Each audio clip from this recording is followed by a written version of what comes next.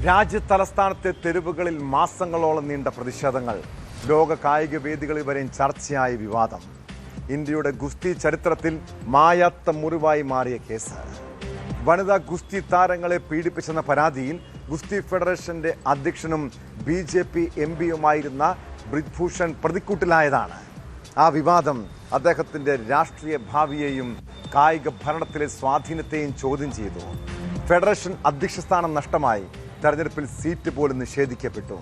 എന്നാൽ ഏറെ കോളിളക്കം സൃഷ്ടിച്ച ആ കേസിൽ ഇപ്പോൾ കോടതി ബ്രിജ്ഭൂഷണെയും സഹപ്രതിയായ വിനോദ് തോമറിനെയും കുറ്റവിമുക്തനാക്കിയിരിക്കുന്നു.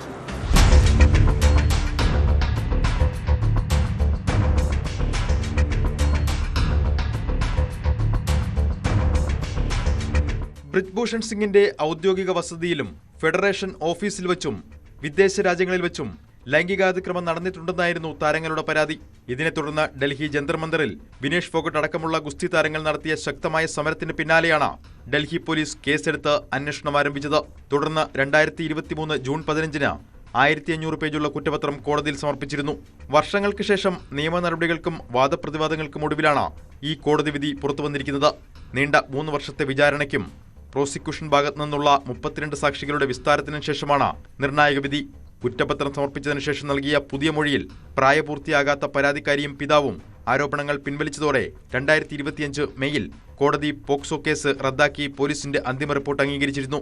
വിചാരണവേളയിൽ ബ്രിജ്ഭൂഷണായി ഹാജരായ അഭിഭാഷകരായ രാജീവ് മോഹൻ, ഋഷഭ് ബാഠി, റഹാൻ ഖാൻ എന്നിവർ ഇൻ ക്യാമറ നടപടികളിൽ പരാതിക്കാരായ വനിതാ താരങ്ങൾ തുടർച്ചയായി മൊഴികൾ മാറ്റുന്നുണ്ടെന്ന കാര്യം ശക്തമായി ചൂണ്ടിക്കാട്ടി പ്രതിഭാഗത്തിന് അനുകൂലമായ വാദങ്ങൾ നിരത്തി.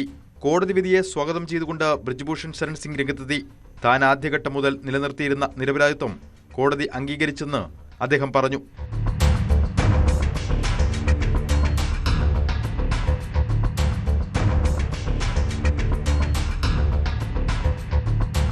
ബ്രിജ്ഭൂഷണെ കുറ്റവിമുക്തനാക്കിയതിനെതിരെ അപ്പീൽ നൽകുമെന്ന ഗുസ്തി താരം വിനേഷ് ഫോഗട്ട് പ്രതികരിച്ചു.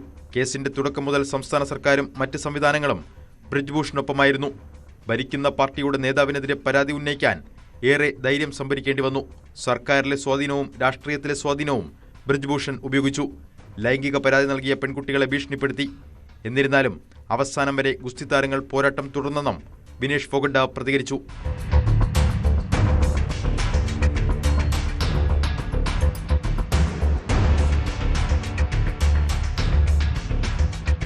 ന്യൂസ് 18 ഡൽഹി.